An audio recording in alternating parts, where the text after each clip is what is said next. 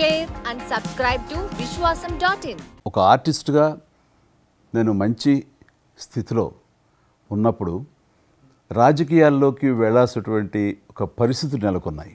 ఆ సమయంలో నేను ప్రజలకి ఏదో చెయ్యాలనే తప్పనే ప్రధానం తప్ప ఎలాంటి పొజిషన్స్ ఏమిటి దీని మీద నాకు దృష్టి లేదు. ఎందుకంటే అన్నిటికీ మించి ఉన్నతమైన స్థానాన్ని వాళ్ళ మనసులో వాళ్ళు ఇచ్చిన తర్వాత దానికి మించి నాకు ఏది కావాలి కోరిక లేదు నాకు. అయితే ఏదో చిన్న ఎత్తున మనకి తెలిసి మనకు అందుబాటులో ఉన్నటువంటి చారిటబుల్ ట్రస్ట్ ఇవి పెట్టి చేస్తాం, నేత్రదానం అని రక్తదానం అని చేస్తున్నాం. కానీ పెద్ద ఎత్తున చేసే అవకాశం భగవంతుడు ఇస్తే కనుక అది చిత్తశుద్ధితోటి నేను మనసావాచ కర్మేణ చెయ్యాలి అని ఆ రకంగా నా కృతజ్ఞత తీర్చుకోవాలని మాత్రం చూపించాలని మాత్రం నాకు ఎప్పుడు ఉంటుండేది. నాకు ఇప్పటికి జ్ఞాపకం ఉంటుంది.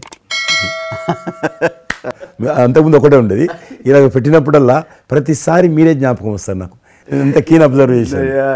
రాజకీయంగా ఉన్నప్పుడు మాత్రం నాకు ఎనలేని సంతృప్తి ఎక్కడ లభించిందంటే, ముఖ్యంగా ఇప్పుడు తమరు చేస్తున్నటువంటి శాఖ ఉంది కదా టూరిజం, అది నేను మీకంటే కొంచెం ఒక స్టెప్ ముందుగా దాన్ని నేను అవి నిర్వర్తించినప్పుడు ఆ శాఖలో మంత్రిగా నాకు పొందినటువంటి అనుభూతి కానీ లభించిన సంతృప్తి కానీ అంతా ఇంత కాదు. ఆ రకంగా మాత్రం రాజకీయాలకు వస్తే ఇంత చేయొచ్చా అనేది మాత్రం నాకు సుస్పష్టంగా నాకు అనుభవపూర్వకంగా తెలిసొచ్చింది మంత్రిగా ఉన్నప్పుడు టూరిజానికి. నేను అది ముందస్తుగా చూసింది మీలో కిషన్ రెడ్డి గారు. మిమ్మల్ని మనస్ఫూర్తిగా చెప్తున్నాను, అసెంబ్లీలోకి నేను అడుగుపెట్టినప్పుడు నేను కొత్తవాడిని. నా వెనకాల ఆల్రెడీ ఒకసారి ఎమ్మెల్యేగా చేసి రెండోసారి ఎమ్మెల్యేగా ఉన్న కిషన్ రెడ్డి గారు నా పక్క సీట్లో ఉండేవారు. ఇటు పక్క ఇంకొకరు జయప్రకాష్ నారాయణ గారు, ఆయన ఇటు పక్క చంద్రబాబు నాయుడు గారు, మరో పక్కేమో వైఎస్ఆర్ అందరూ ఉండేవాళ్ళు. వీళ్ళందరూ మాట్లాడుతుంటే, వీళ్ళందరూ రాజకీయ ఉద్దండులు మాట్లాడుతుంటే అందరిని చూస్తుండేవాడిని. అక్కడ నాకు వచ్చిన షాక్ ఏంటంటే, ఫస్ట్ ఒకళ్ళు దుయ్యబెట్టుకుంటూ తిట్టుకుంటూ అసలు దుర్భాషలు ఆడుకుంటూ కొట్లాడుకునే పరిస్థితి వస్తూ ఇక ఫినిష్ అయిపోయింది, ఇక ఒకళ్ళు మాట్లాడుకోరు, ఇంకా వీళ్ళు దీర్ఘకాల శత్రువులు వీళ్ళు ఇంకా అనే ఫీలింగ్ వచ్చింది. ఇలా ఉంటుందా అనేది. బట్ దానికి విరుద్ధంగా నేను అసెంబ్లీ అయిపోగానే కారులో నడుచుకెళ్తుంటే ఎవరైతే ఇద్దరు తిట్టుకున్నారో ఒకరొకరు దూషించుకున్నారో వాళ్ళు భుజమే చేసుకుని, ఏంది భయ్యా నువ్వు అలా అంటే, నువ్వు అనలేదు భయ్యా, అరే నా నాయకుడు చూస్తున్నాడు అనకపోతే బాగుండదని ఇట్లా అంటుంటే నాకు షాక్ తిన్నాను. చాలా ఆశ్చర్యపోయేవాడిని, ఇదే ఇలా ఉంటుందా. మీ సినిమా ఫీల్డ్ కంటే ఎక్కువ నటులు ఉంటారు.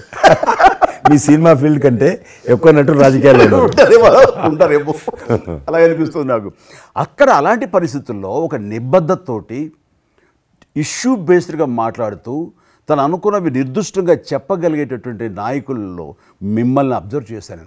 మీరు ఎక్కడ ఎవరిని దుర్భాషలాటం నేను చూడలేదు, ఎవరిని పౌరుషంగా మాట్లాడటం చూడలేదు, ఎవరిని ఎద్దేవా చేయటం రెడిక్యూల్ చేయడం నేను చూడలేదు. మీ కుటుంబంలో కూడా చాలామంది మీకు బంధువులు సినిమాలు వచ్చారు.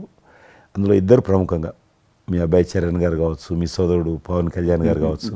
వాళ్ళిద్దరిట్లో మీకు నచ్చిన సినిమా ఏముంటుంది? పవన్ కళ్యాణ్ సినిమాల్లో నాకు తొలి ప్రేమ ఒకటి చాలా ఇష్టం, బద్రీ ఇష్టం, అలాగే జల్సా అనే ఇంకో సినిమా, అత్తారెడ్డి దారేదైతే చాలా అవి తను చేసినవి సినిమాలైనా అన్నీ కూడాను అద్భుతమైన సినిమాలే, 1-2 తప్ప. అండ్ చరణ్ రెండో సినిమా మగధీర నభూత నా భవిష్యత్. మీరు అసెంబ్లీలో నాకు వచ్చి చెప్పారు, ఏది మగధీర రిలీజ్ అయిన రోజు ఉన్నారు మీరు, జ్ఞాపకం ఉందో లేదు మీకు? కరెక్టే కదా, మీరు షేర్ చేశారు. చాలా బాగా నడుస్తుంది మా అబ్బాయిది, మంచి అదే టైం మీరు అసెంబ్లీలో కూడా చెప్పారు మాకు, మామూలుగా మాట్లాడుతున్నారు, మగధీర చాలా అద్భుతంగా వచ్చింది, చిరంజీవి అని మీరు ఎంత సంతోషపడిపోయారో. Like, share and subscribe to Vishwasam.in.